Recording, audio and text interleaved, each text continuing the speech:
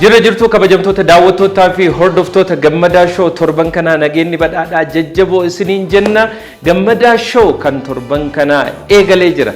Torban kanas ammoo keessummoota hedduu qaxalee ta'an qabadhee isiniif dhiyaadheen jira. Eenyu laa?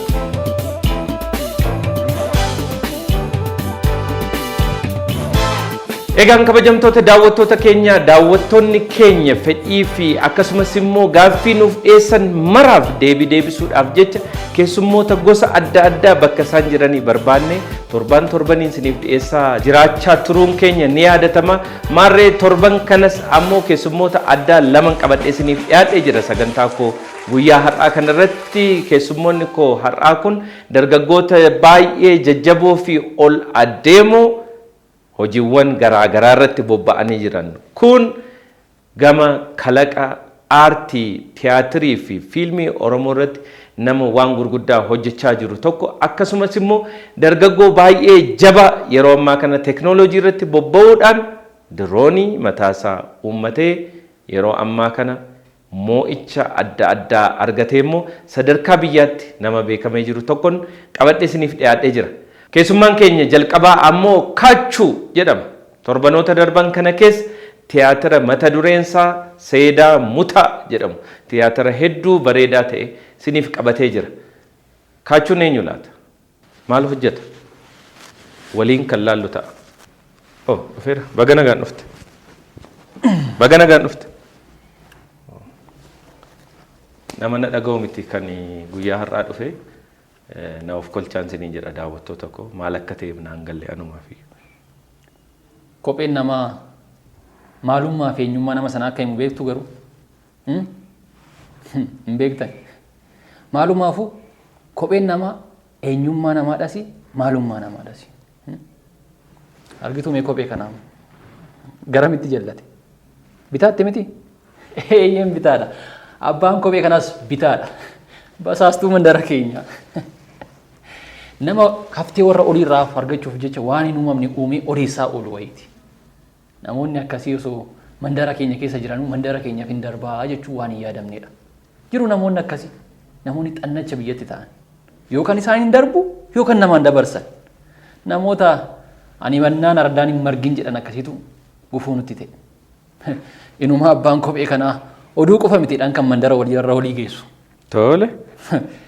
Haadha manaa abbootii qabeenyatii fi tajaajila dabalataa ni kennaa jedhan. Kan kanaan dhageenye. Dhugaa. Egaa guyyaa tokko abbaa manaadhaa manaa bahu inni seenu. Isumaa seenee wayyaa ofirraa baafatee hojiidhaa qophaa'u abbaan manaa waa dagatee deebi'u. Achi utaalee siree jala lixa.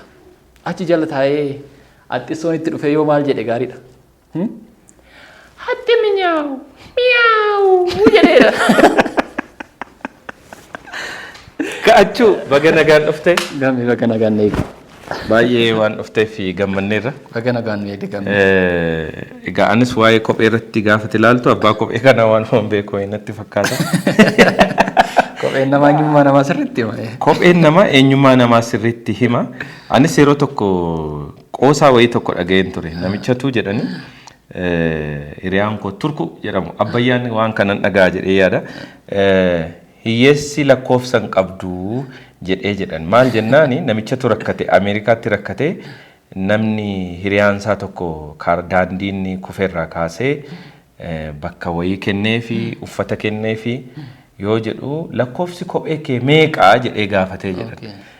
Namichi inni gargaaramuuf jedhu suni ani hiyyeessa amma daandii irraa kufee reefuman ka'a hiyyeessi lakkoofsan qabdu lakkoofsuma argitan naa kennaa jedhee. Kanaaf kopheen hiyyummaa namaas soorummaa namaas garamitti akka jallates immoo waan baay'ee nu hubachiisa. Kophee keessa sirriitti ilaalaa. Kophee keessa sirriitti ilaalaa kopheen isaanan koo laaluuf jalqabe. Egaa kophee keenya sahaaf immoo teenyee dubbanna baga nagaan dhufte. Seedaa Mutaa. Egaa Mutaas waan fiddee dhuftee natti fakkaatee ture. Meera mutaan kee. Inni mana tiyaatiraa jira. Kanaaf achumatti guutummaa isaa achumatti argitu abbaa Seedaa Mutaa Kachuu baga nagaan dhufte. Noori. Galatooma. Yeroo fi humna qusaddaa zaman gabaa bakka bitta ammayyaa Itoophiyaa. Ililli Grand Real Estate Manneen hunduu ragaa abbaa qabiyyummaa addatti waan qabaniif ammuma bitadhaa abbaa manaa ta'a. Odeeffannoo dabalataaf haloo nuun jedha. Ilillii Grand Real Estate.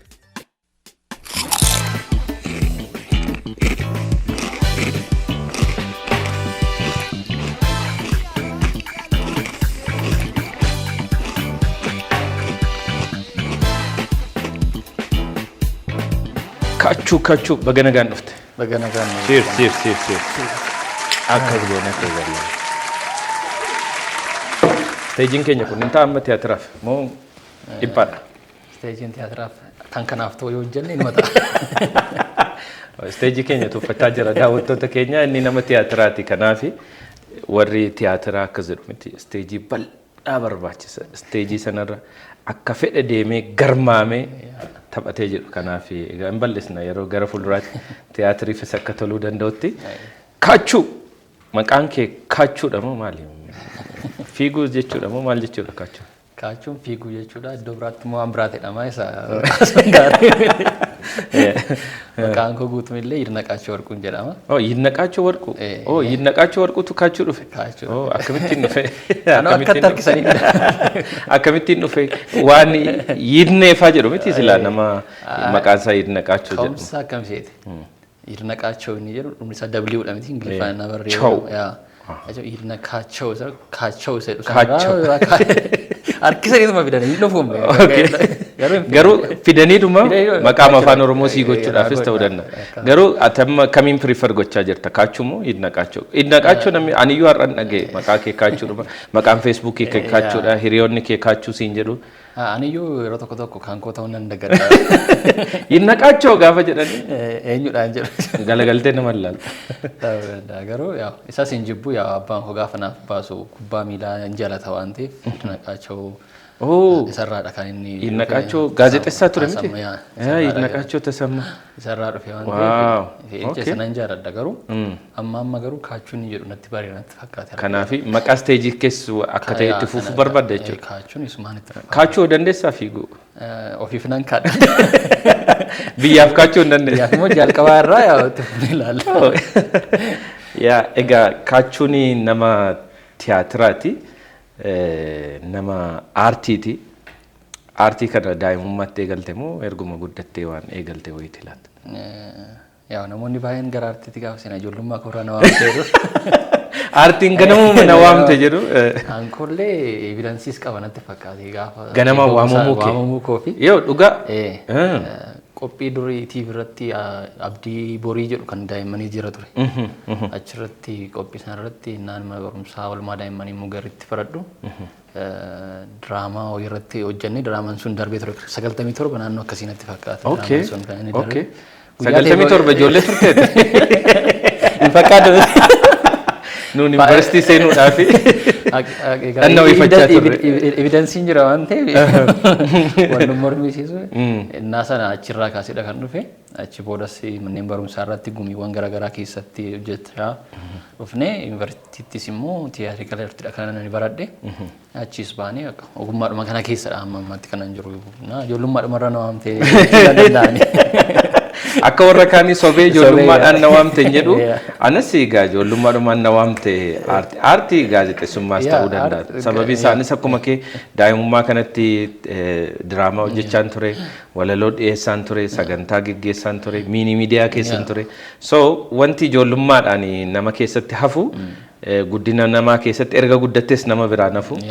Amma buddeen nu ta'e ittiin jiraachaa jirra. Ijoollummaa keessatti dabarsite jechuudha. Mugaritti baratte jechuudha. Barumsaaf dhufte moo mugarumatti dhalatte? No, ani kanan dhaladhe godina Shawaa Lixaanaa Meettaa Roobitti. Oh, Meettaa Roobi. Meettaa Roobitti. Ijoollee waan fuute namaan galchine. Warra gamaadha isaa, warra gamaadha miti. Achittiin dhaladhe oolmaa daa'immanii mugaritti kanan baradhe garuu oolmaa daa'immanii iyyuu baratteetti jechuudha. Wanti naaf hin jiru. Ijoollee si'anaa ta'uu kee sirriitti mirkaneessaa jirta. Mirkaneeffachaan jira. Achi kutaa tokko hanga 8 mana barumsaa Laga Roobiitti kanan baradhe qophaa'inaa fi sadarkaa lammaffaa hanga kutaa 11tti immoo mana barumsaa sadarkaa lammaffaaf qophaa'inaa Shinootti baradhe kutaa 12ffaa immoo mana barumsaa qophaa'inaa Hoolataatti baradhe sana booda qabxiin dhufee Yuunivarsiitii Gondar seenee Yuunivarsiitii Gondar Tiyaatirikaal Artiidhaan kan eebbifame. Erga eebbifame immoo asuma Finfinneedhuma keessa aartii kana wajjin wal morkaa jirra. Ijoollummaa keetti eega aartiin si waamte barnootaan immoo dabaaluun qaba waan kana jettee tiyaatirii fidattee moo akkuma nama kamiyyuu ga'u si geenyaanuma dhatte Yuunivarsiitii Gondar? Fedhii sanaan qaba garuu kan nagee Azar Social Science ture.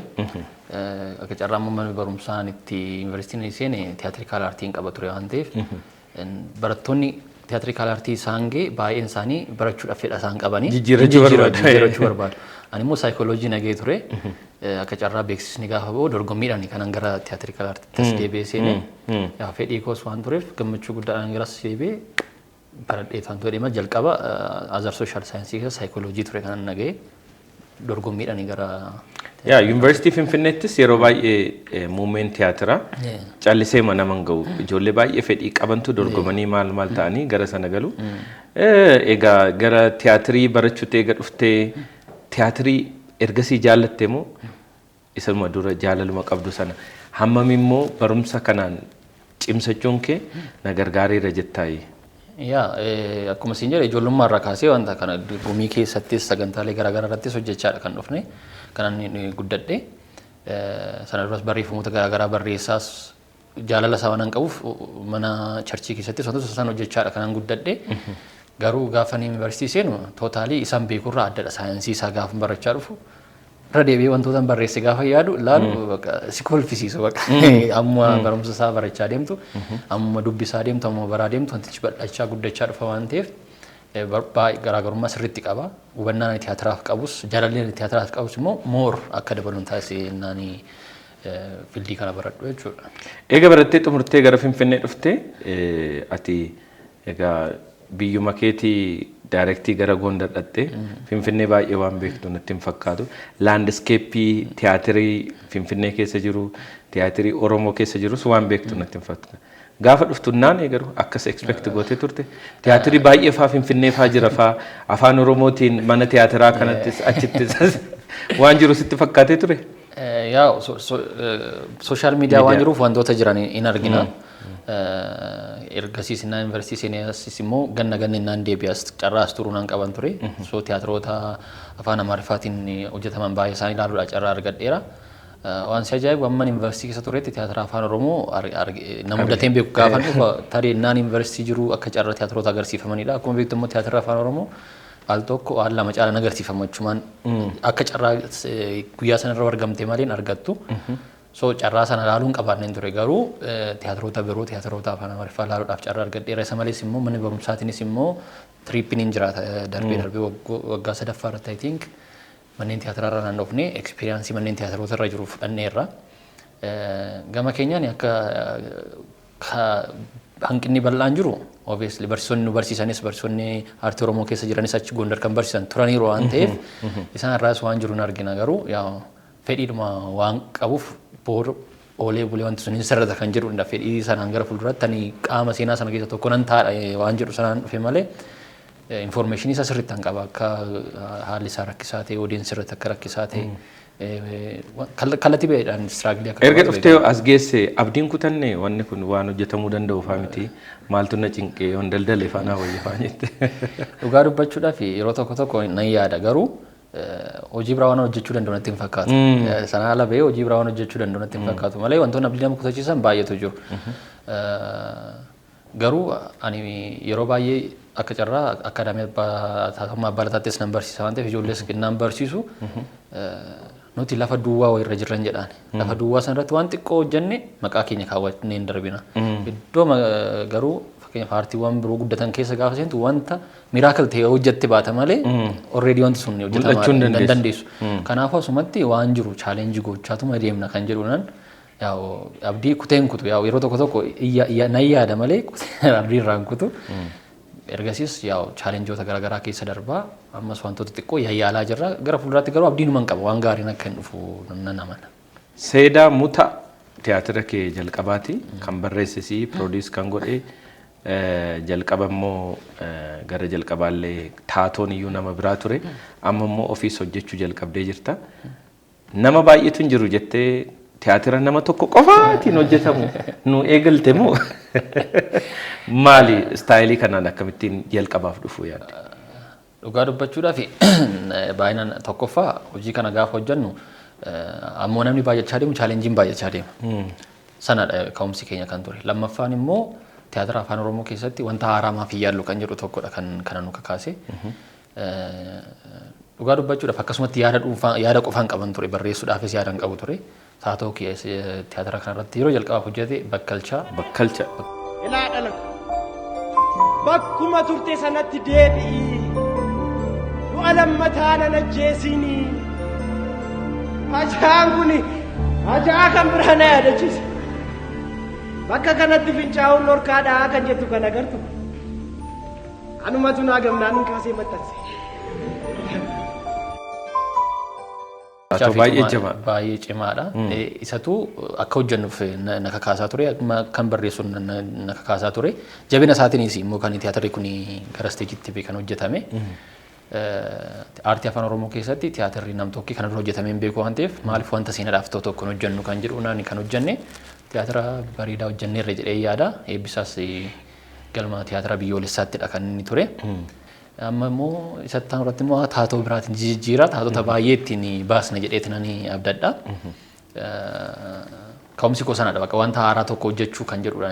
Amma boodas immoo tiyaatiroonni hojjennu baay'een isaanii eksperimentaal kan ta'e hojjechuudha kanan barbaadu maaliif tiyaatiroonni gaafa tiyaatira baradhu tiyaatira akkanaa baluutu jalqabe tiyaatira akkanaa baluutu jalqabe fiilmii akkanaa baluutu jalqabe jedhamu sana keessatti akka nama tokkotti seenaa kaawwattee darbuun barbaadda waan ta'eef anis boru wanta itti yaadatamu tokkoon hojjechuu barbaada waan ta'eef yoo xiqqaate ammatti faayinaa irraa argamu kan biraa dhabamu maqaa sanallee argachuuf jechadha jechuudha kan hojjetu. Akka nama barreessaa tokkottis akka nama daayirekti godhuttis ofiis immoo aakti godhanii achi keessatti tiyaatira amma yeroo ofii keetii kophaa kee dhaabbattee tiyaatira kophaa ati dhaabbattee hojjettudha yookiin namni biraa dhaabbatee hojjetu nama immoo hojjechiistu isa kamtu caala ulfaatu?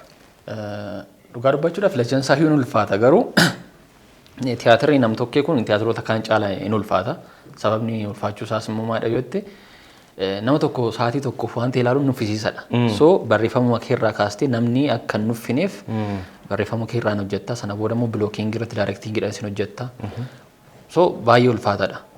Namni achirra dhaabbatee hojjetu sunis immoo sa'aatii sana hunda haala ofuma isaatiif hojjechaa wanta hanqatees ofuma isaatiitti guutaa wanta improvaayis gochaa nama sana qabatee deemuun waan guddaadha. Inerjii guddaa nama barbaada. So baay'ee ulfaata lachan isaa. Sa'aatii tokko guutuu dhaabbatee haasaa jechuudha. Sa'aatii tokkoof daqiiqaa 15 guutuu haasaa dhaabbatee namni sun jechuudha isteejii irratti. Gidduutti waan jiru dagachuun hin jiru amma tiyaatira keessatti wanni tiyaatira keessatti wanta kana hin uumama. Yeroo hunda hin uumama garuu improvaayizeshinii wanta jedhamu jira tiyaatira keessatti. Kana jechuun deebistee gara sararaatti deeffachuu jechuudha. Akka carraa wanta hin uumame sarara sanarra deebitee gara iddootti deeffachuu. Kanaaf odeessiin waanuma isin dogoggortan iyyuu dhugaa turatee. Kanaaf wal qabatee seenaa tokkoon sitti hima. Yeroo tokko tiyaatirri afaan Amaariffaan hojjetamu namichi teessoorra taa'aa deeme. Jibooda akka carraa isumaa teessoorra taa'u teessoon jalaa cabe. Itti yaadanii miti akka carraa aksidentaalidha kan inni cabe. Odeessiin hin jaalatu itti hin godhe. Gaafa namichi ba'u qarshii 4 kaffali jedhame kan teessoo jechuudha. Teessoo kan inni cabse. Odeessiin kana jaalateera ammaan booda torbeedhaan cabsuutti qaama tiyaatirichaa isa godhe jechuudha. Yeroo tokko gaarummaafis hin ta'a wantoota bareechuufis hin ta'a. Teeknikaa chaalenjii tiyaatira keessa jiru keessaa isa tokkodha. Aktariin tokko aktarii cimaadha kan jedhamu gara tiyaatiraatti improvaayizeshinii danda'u isaadha. Odeessiin qaamuma sana si'a bakka. Kana kan beeku nama hojjetee wajjin hojjisiisu santu beeka malee odeessiin biraan beeku. Osoo hin beeksisiin darbuu sanadha inni guddaan waan ta'eef malee hin uumamu gidduutti. Egaa gama tiyaatira afaan Oromootiin gaafa laallu immoo tiyaatirri afaan Oromoo inni jalqabaa natti fakkaata dukkanaan duuba natti fakkaata. Tiyaatirri yeroo sana bara dukkanaa sana bara fagoo sana waggootan 30 har'aayyuu tiyaatirii hojjetaman turan. Ergasii as immoo tiyaatiroonni hedduun isaanii hin jiran hin mul'atan. Maaliif jettee yaadda? Akkuma jette tiyaatirri jalqabaa kan jedhamu tiyaatira Dr. Hayilee Fiidaa bara birraan bariitee jedhudha kan I think wanta gurgurbaate 60moota keessa kan barreeffame. Garuu as magaalaa Finfinnee keessatti sadarkaa manneen tiyaatiraatti tiyaatira dukkanaan duuba kan obbo Dhaabaa Wayyeessaati kan agarsiifamaa turanii. Na ajaa'iba amma yeroo isaan dura turanii waan sana agarsiisan baay'ee na ajaa'iba baay'ee isaan dinqisiifachuus barbaada. Sanuu tiyaatira kontentii siyaasaa fa'aa of keessaa qabu. Baay'ee ulfaatadha waan sunna. baay'een isaan dinqisiifadha. Ani akka nama tokkootti rakkinichi tootaalii beezmentii irratti hojjetamuu dadhabuu isaati jedhee yaada akka kootti. Maaliif akka odeeffannoo qabutti bara dargii mootummaan maal gochaa ture wiixata isaatii booda namni hundumtuu dirqama tiyaatiraa akka ilaalu godhachaa ture. Kaalchariin sun wanta guddatee irra manni tiyaatiraa keessa deemtu namoonni gurguddoon daa'imman qabatanii namoonni gurguddoon seenanii ilaalu. Kaalcharii godhatanii waan san. Nuti waan kana tokkumaan fiduu hin dandeenyu. Namni waan tokko barsiisuu gaafa jala jalaa barsiisuu qabda. So ani akka nama ogeessa tiyaatiraa tokkotti ammas kanaan sajjesti godhu barattoonni manneen barumsaa afaan Oromoo irra jiran ispoonsar ta'anii akka dhufanii ilaalan akka aadaa kana keessatti guddachaa deeman godhanii babal'isuudha. Anama bileem hin godhu namni dhufne bileem hin godhu. Maaliif wanta hin beekne innumtu dhufuu hin danda'u. Barsiisuu dhufa waan ta'eef beezimantii irratti hojjetamuu dhabuudhaaf ka'umsi isaa jedhee yaada. Kana furuudhaafis immoo daa'imman irraa kaasee ijoolleen ijoollummaa irraa kaasee amma gaarummaan isaa performing and visual art jedhamee kutaa gadii irraa kaasee kennamaa jira waan ta'eef waan kun boruutti abdii nuu ta'a. Sanadhaan isaa kan abdii godhadhu kan na taasisu. Sanadha waan ta'eef odeensiin akkuma isin kaalcharii sana ijaarurraa dhabuu keenyarraadha kan inni dhufe jedhee sana yaada. Haala amma jiru kana akkamitti ilaalta? Tiyaatiriidhaaf gufuu ta'uu danda'a jettee yaadda waan dijitaalii jiru kun especially gama fiilmiitiin gama short movie TikTokii Facebook Reels YouTube short maal jedhaman kun even viidiyoon YouTube maaluun kun waan dijitaalaan jiran kuni namoonni tiyaatirii akka booddettafummaatti ilaalaa jiru jetteen amantaa akkamitti ilaalta? Ani akka kootti akkasumatti jedheetana yaada ofii kootiif. Maaliif inni guddaan ogeessi tiyaatiraas faana abdeet of gochaa deema taanani wantichi dorgommii keessa galaadhama inni deemu jedhee yaada. Garuu bakkuma jirtutti dhaabbattee ofiidhaaf abdeetiin gootu taanani sigatee deemuu danda'a yeroo faana deemuu danda'amuu qaba. Tiyaatarri maazara of aarteedhama baqa aartiiwwan hundaaf haadhaadhama waan ta'eef kabajni inni qabu Afrikaa keessa ta'eeti malee Google osoo goote amma Ingiliz keessatti tiyaatiroonni waggaa sadii dursa tikeetti kutatta malee hin argattu. Sirriitti gatiin isaanis qaaliidha. Wanti sun namni akka fedhe gara sanas deemu gara kanas namni fedhiin nama baay'eedha baay'ee. Fedhiin namoota miliyoona meeqa lakkaa'amu kun namni hundi gara TikTokiin deemu namni hundi gara YouTube'n deemu. So odeensii qabattu san qabachaa deemuu dandeessaa. Isa malees immoo amma tiyaatiroonni gara maltiimiidiyaa tiyaatiriitti deemaa jiru. Maaloo miidiyaa fi tiyaatira wal keessa miiksi godhamee hojjetamutti deemaa jira waan ta'eef faana abdeet of gochaa gara sanatti deemamuu hin danda'a jedhee yaada. Dhiibbaa hin qabaata. Wanti kamiyyuu dhiibbaa nama qabaata. Garuu atis wanta sana akkamittan handel godha kan jedhu sanarratti abdeet of gochuutu nu barbaachisa jedhee yaada akka namoota ogummaa kana keessa jiranitti. Wantoota dhufan sana immoo gaarummaatti akkamittan itti fayyadamaatti yaaduu danda'uu qabna malee hin ta'u jennee dhiibuu hin dandeenyu. Maaliif wantoonni yeroo yerootti fooyya'aa deemu waan ta'eef faana of fooyyessaa deemuutu nurraa eegama jedhee yaada. Egaa isin amma Abbaa Lataa Acting Academy keessatti barsiisaadha.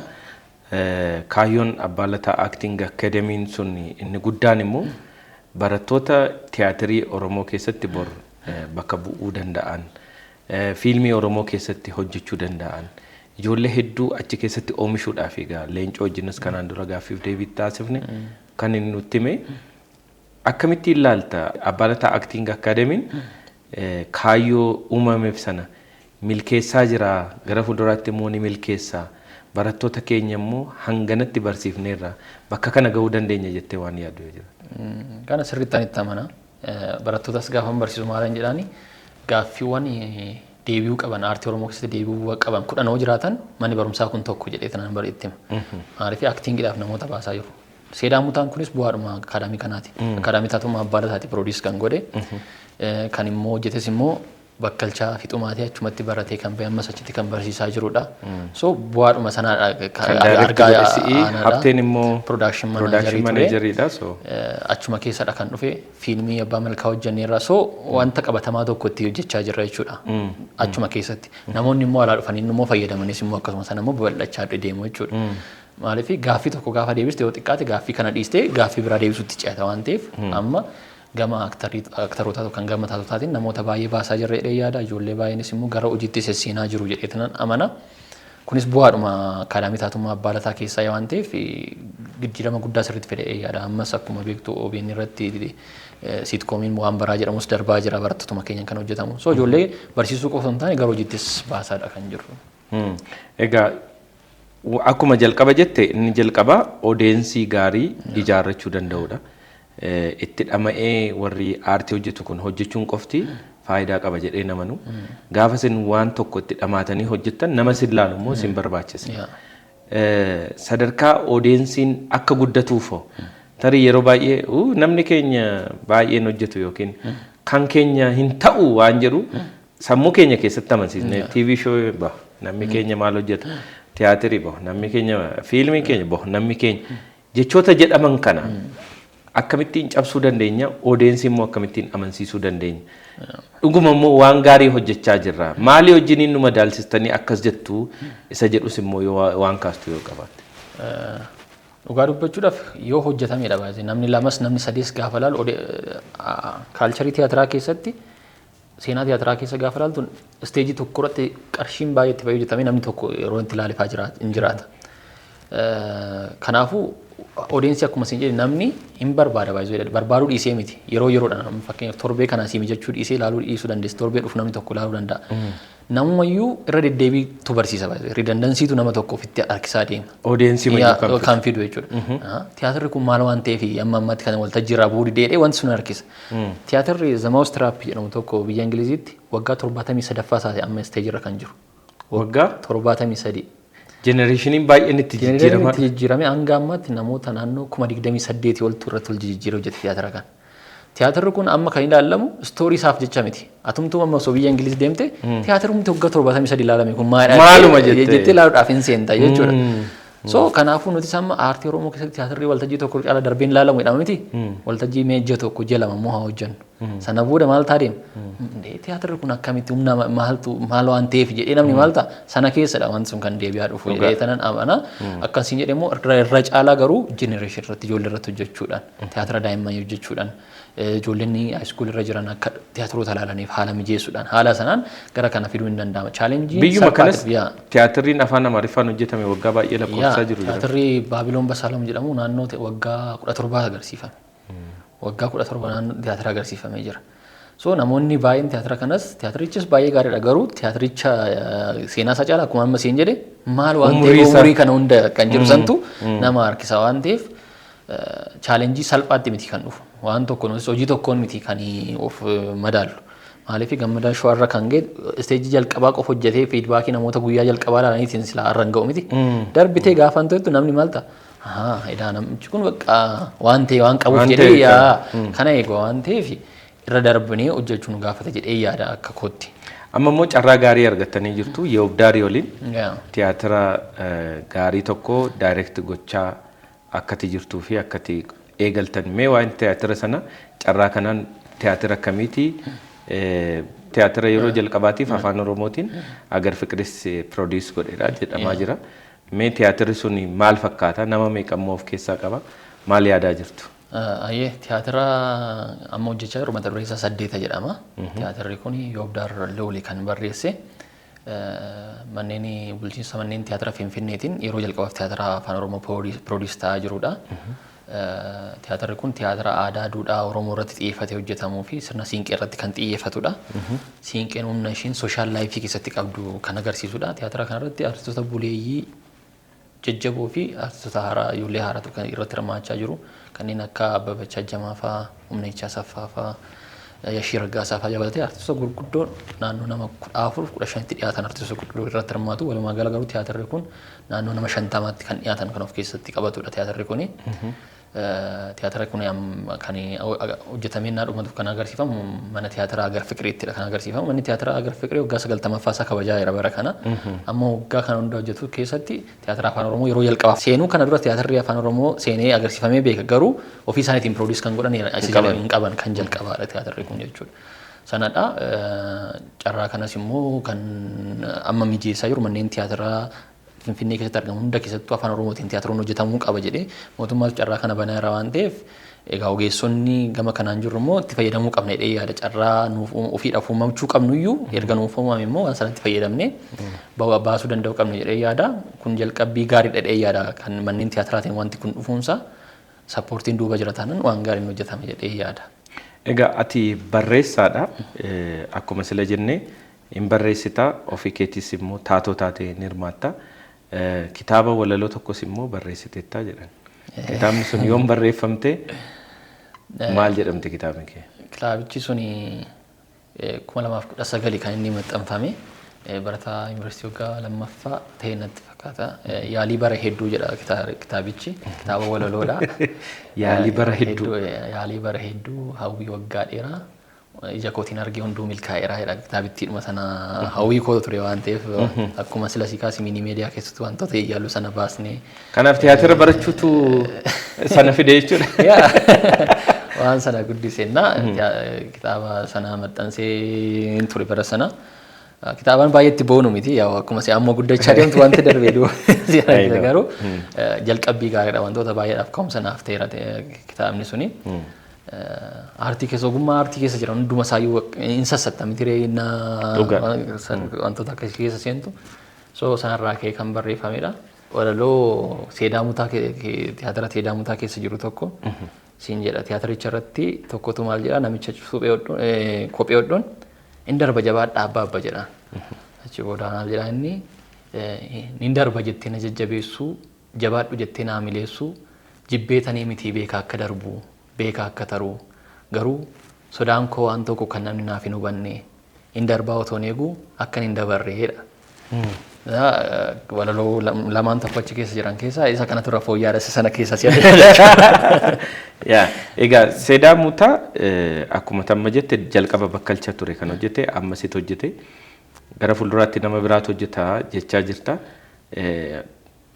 Hin beeku saayinsii tiyaatiraa keessatti hin deemama akkasitti yeroo baay'ee taatoon yeroo jijjiiramu miirri namaa wajjin hin jijjiiramu danda'a jettee yaaddaa isa jedhu. Miirri namaa kan waliin jijjiiramu odeensii dhaabbataa gaafa qabaattudha. Odeensiin keenya nama meeqatu irra deddeebi'ee waan sana ilaaladha. Dabil kaastii waan baramaadha baay'ee. Tiyaatiroota keessatti namoonni 3-4 dabil kaastii fudhatu sana booda torbee tokko balatu hojjeta torbee itti aanu balatu hojjeta. Sana lammaffaan immoo teestiin namaayyuu gargaareedha baay'ee. Namni tokko gaafa jalqabarratti bakkalchaa ilaaleera bakkalchaan ajaa'ibaan hojjete bakkalchaa ijatti ilaalee ni miti kan ilaalu. No view biraadhaan immoo kan na ilaalu malee image competition miti. Understanding fi sonation nama physically nuti nama gargaareedha waan ta'eef waan haaraa tokko immoo anas gaafa ilaalu waan biraa ilaala nama biraa taanee dhufu sanas gaafa ilaalu waan biraa kan ilaalaa dhufu. Lamaan isaa warri ilaalee jira siis bakkalchas namni. I don't know isaaf ammatti wanta nagee hin qabu waan ta'eef warri ilaaltanii komentii nu kennu dagatina. Eenyutu caalaa perform godhee dhugaa dubbachuudhaaf bakkalchaatu perform godhee maaliif teatira tokko fiikee barreessee fiikee daariitti gootee fiikee taasisu ta'uun anis sappoortiin godhuu fi garuu in ulfaatas maaliif namni biraa fakkeenyaaf teatira kana barreesse kan namni biraa sun daariitti na godheera ta'e maybe waan sun garuu kana gaafan jedhu wanta gaarii hojjedheera jedhees na namana mormoo bakkalchaan yeroo dheeraa sitti fudhateedha kan inni hojjete ji'oota dheeraatti fudhateedha kan hojjete barreef hojjetamuu isaatiif sababa guddaa kan tureessadha waan ta'eef kanaan isaanis galateeffachuun barbaada. Gammadaashuu akka tiyaatiraatti ilaali yoo siin jenneemma tiyaatira akkamiiti? Moo tiyaatira miti? Tiyaatira akka keenyatiif hin ta'a. Isa nama tokkootiif gaadha. Isa shoon keenya iyyuu akka tiyaatiraatti tu ilaali siin jedhani. Akka tiyaatira. Ilaaluu dandeessa. Akkuma isin tiyaatirri yaa elementii mataa isaa qaba. Amma asirratti akkamitti fudhachuu nan danda'a paartiiwwan dhimmoonni siiriyees irratti haasa'amanitti akka diraamaatti fudhachuu dandeenya. Paartii immoo namoota kanneen akka waaqoo faana dhufan immoo koomeediitti fudhachuu dandeenya. Akkuma jeneriisa akkuma keessummaa yaadatti keessummaa jeneriisa mujii. Bakkuma garaagaraatti akkas naan jiru yeroo tokko warra dhufee sirbe wajjin sirbi taana warra faarfate wajjin faarfatta warra kanaaf akkan tiyaatira hojjechaa jiru akka bartanii carraa kana. Namni jiru kaaraktariidha. Kaaraktariin jiru immoo namoota sana faana maal gochuu qaba? Gammadaa ishoo kun gammadaa miti. Akkasitti naa hubadhaa. Kaaraktariidha namni jiru kun kaaraktariidha. Akkas. Aartiin Oromoo dur namuma tiyaatira barate iyyuu hin qabu. Namni baay'een ogummaadhuma jaalalaa fi wanti kun qabsoodhuma jedheetti seenaa jira. Amma garuu ijoolleen ogummaa kana qabdan baay'een keessan dhufaa jirtu gara aartii kanatti. Fuulduratti aartii Oromoo irraa tiyaatira Oromoo fiilmii Oromoo eessa gahee arguu dandeenya? Egaa akka kootti abdiin koo guddaadha. Yeroo baay'ees maalan jedha umriin ani jiraadhu keessatti golden age of Oromoo theater and Oromoo film kan jedhamu nan arge in abdadha ofii kooti. Bara Looreet Tsaggaayee Gabramadiin faa jiraatan 1960moota keessa golden age of Ethiopian theater jedhama ture. So amma immoo bara keenya keessatti immoo golden age of Oromoo theater kan jedhu hojjenna jedheen abdadha intaas jedheen amanamu. Golden age of Oromoo theater and film. Yeah. yeroo kaachuun fa'aa hojjetan kana keessatti dhufaa nutis sana keessatti ilaaluu of ilaaluudhaaf abdii guddaa qabna keessumaa keenya taatee waan dhufteef galatoomi kaachuu. Cheers. Cheers. yeroo fi humna qusaddaa zaman gabiyaa bakka bitta ammayyaa Itoophiyaa. Ililli Grand Real Estate manneen hunduu ragaa abbaa qabiyyummaa addatti waan qabaniif ammuma bitadhaa abbaa manaa ta'a. Odeeffannoo dabalataaf haloo nuun jedha. Ililli Grand Real Estate.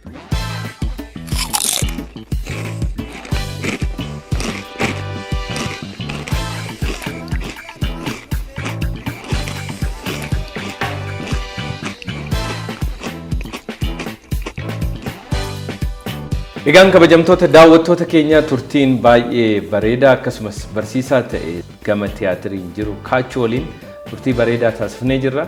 Hanga xumura qophii keenyaatti nu waliin waan turtaniif gammadaa show gammaddanii daawwachaa waan jirtaniif ammoo ulfaadhaa galatoomaa isiniin jechuun barbaada. Torban kanas ammoo sponsor gochuudhaan kan nu waliin jiran Itiyoo Telekoomii fi akkasumas Ililli Grand Real Estate galatoomaa ulfaadhaa jechuun barbaada. Torban kana sagantaa kana immoo akka kanatti qindeessanii simbiraan gahaa kan jiran daayirektara qophii keenya Antikoo Isaayyaas akkasumas kaameraadhaan ammoo abdii jireenyaa fi waajjira damaraa hunduma isaaniitiin galatoomaa ulfaadhaa jechuun barbaada. Torban keessummaa biraa qabadhee isiniif dhiyaachuudhaaf waadaa isiniif seena. Hanga torbanitti nama torbanii nu haa taasisu. Nagaan.